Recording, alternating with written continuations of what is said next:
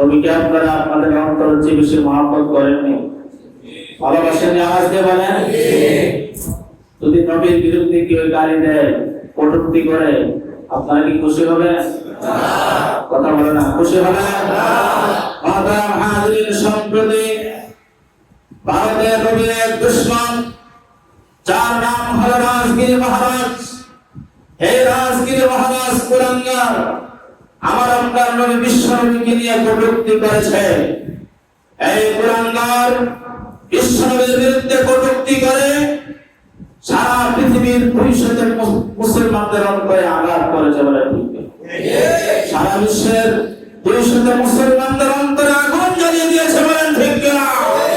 এই আগুন যদি নিভাইতে হয় অনতিবিলম্বে সেই কুলাঙ্গারকে গ্রেফতার করে ফাঁসির কাষ্ঠে ঝুলাতে হবে, ফাঁসির কাষ্ঠে ঝুলাতে হবে, ফাঁসির কাষ্ঠে ঝুলাতে হবে বলেন ঠিক কিনা?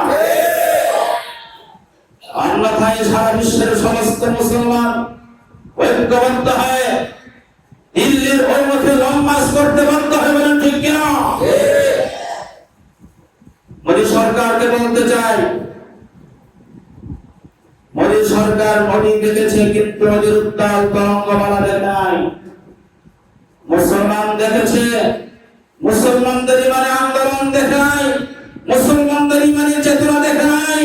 সারা বিশ্বের সমস্ত মুসলমান যেই দিন ঐক্যবদ্ধ হবে, যেই দিন কঠোর আন্দোলন করবে, সেই দিন মোদীর মস্তক ক্ষমতার চেয়ার ভেঙে টুকরো টুকরো হয়ে বলেন ঠিক কিনা?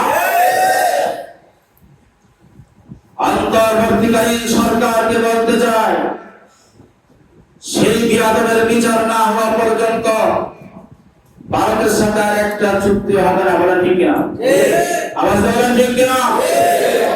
বাংলাদেশ থেকে আর একটা ইলিশ মাছও ভারতে ঢুকবে না বলেন ঠিক কিনা?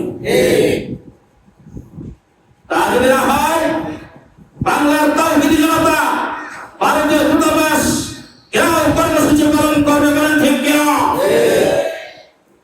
আমি আপনাদেরকে বলতে চাই, নবীর ইজ্জত রক্ষার্থে, নবীর সম্মান রক্ষার্থে যদি আন্দোলনে ঝাঁপিয়ে পড়তে হয়, যদি আপনাদেরকে গান জড়াইতে হয়, যদি রক্ত দিতে হয়, শাহাদাতের অমীয় সুধা পান করতে হয়, বিশ্বনবীর মান সম্মান ইজ্জত রক্ষার্থে, বিশ্বনবীর সম্মান হেফাজতে যদি আপনাদেরকে শাহাদাত বরণ করতে হয়, সে শাহাদাত বরণ করতে আপনি রাজি আছেন কিনা?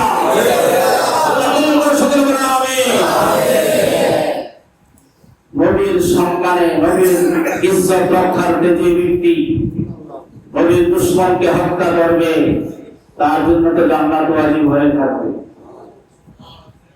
নবীর দুশমন, আল্লাহর দুশমন, কোরআনের দুশমন, ইসলামের দুশমনকে যে ধ্বংস করতে পারবে, তো অন্য কিছু আমল টেকসই না হয়, কবুল না হয়, জান্নাতে যাওয়ার জন্য এই আমলটাই তার জন্য যথেষ্ট হয়ে যাবে।